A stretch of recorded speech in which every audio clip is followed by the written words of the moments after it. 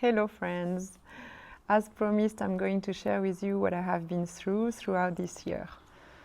For the past few months, I have entered a very important new phase of my personal life. I initially intended to keep it to myself. Then I thought some of you might find it interesting to hear about the understanding and growth this period brings me. Since my father is at the end of his life, very ill and disabled, I had the intuition that I was ready and that I had the opportunity to get closer to him and spend much more time with him than I had been able to in the past, to both accompany him through the dying process and prepare myself for what my life will be like after his departure. Our parents, or the people who raised us, have, to varying degrees, depending on each of us, a presence and influence in our lives, both positive and negative. For me, throughout my life, my father has been my greatest challenge. And we both share a very strong bond that has caused us great suffering, but also greatly stimulated us. My father is a man with a very strong personality, endowed with extraordinary willpower. He is a powerful leader with a spirit of performance, competition, and above all, a winner. He was born into a farming family during the Second World War. In his family environment at that time, the priority was physical protection and survival. Fear dominated the collective unconscious. It was the driving force of everyday life. And what concerns me even more is that the role of woman was solely to serve men and the family within the home. Throughout his life, he was deeply imbued with the belief that life is, to quote him, a constant struggle, that one had to fight against events and people to survive.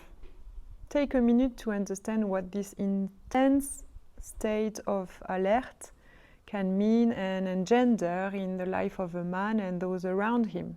There is no room for respite because it's synonymous with danger. There is therefore no letting go or consideration for the emotional states one may be experiencing at this time. My father, having always been a great fighter, did not hesitate to use his elbows and deploy all possible means to control his environment to the point where everything and everyone would bend in his path. Nothing and no one could stand in his way. On the contrary, they would serve as a support to continue his fight. Having desired me so much, my birth was one of great emotional intensity for him. I was one of his greatest accomplishments, onto which he projected many ambitions, like a magnificent blank canvas sent from heaven on which he would paint his greatest masterpiece. I was his creation. Throughout my childhood, I was his little princess and he was nothing other than my God. I was born for him. I had no other reason to exist than to make him happy. His influence over me was so strong that I grew up without any personality, without knowing who I was or what I was supposed to do in this world.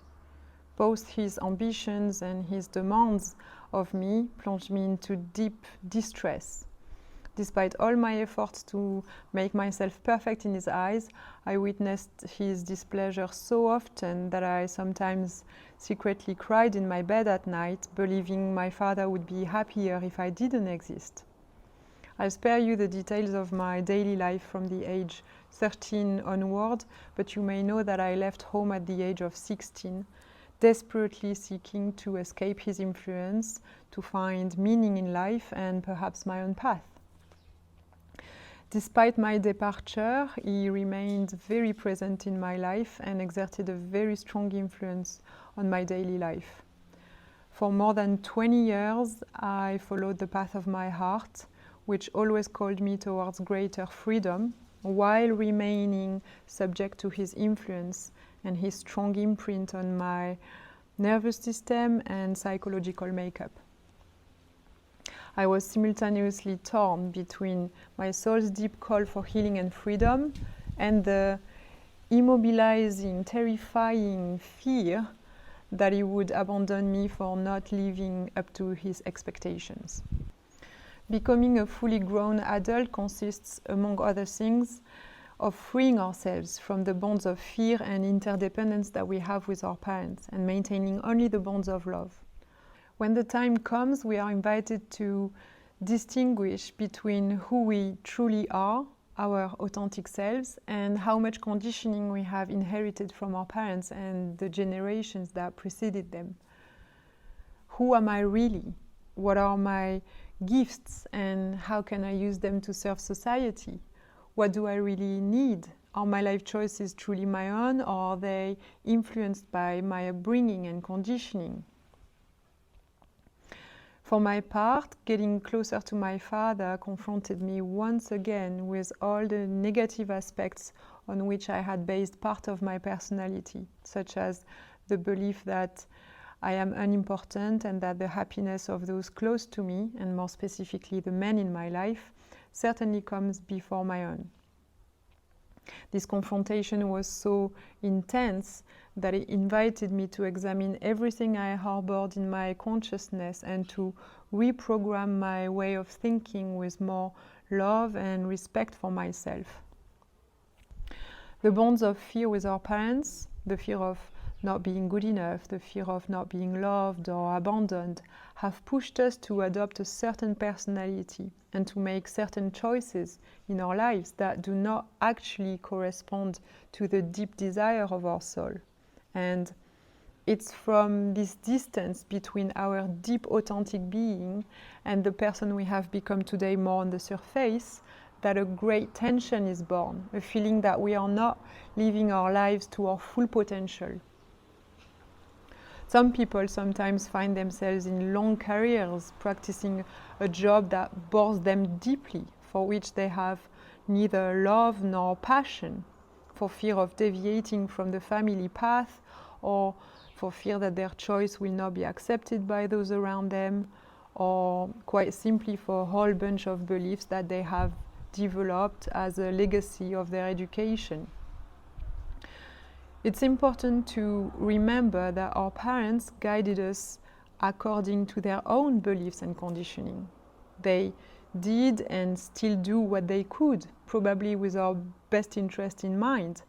But it's up to us and us alone to discover our destiny and our life mission. What is our soul's deepest desire? How can we let it express itself? What are we meant to create? The more we call upon love as a driving force and guide in this personal journey, the more we see our bonds of fear slowly dissolve and thus lose their power in our lives. Similarly, the more we love our parents as they are, the less power they will have over us. Today, I must say that I approach this stage of my life with great gratitude, because even though many moments are difficult and emotionally intense, I already deeply feel the benefits that forgiveness brings to me and my father. By regularly calling on forgiveness, gratitude and love to embrace and thus transcend all the toxic aspects and bonds of my relationship with him, I deeply feel the healing process at work, both in us individually, but also in our relationship. Our relationship and our way of communicating has already evolved towards more listening and displays of affection, and I receive every little moment of connection with him as a miraculous gift. I have many details to add, including practices and techniques that I use and that support me in this stage of life, but I will stop there for today. I hope that if you too are going through this delicate and important period of your life and feel the need to share and be guided, you won't hesitate to contact me so that we can talk together. I send you all my love.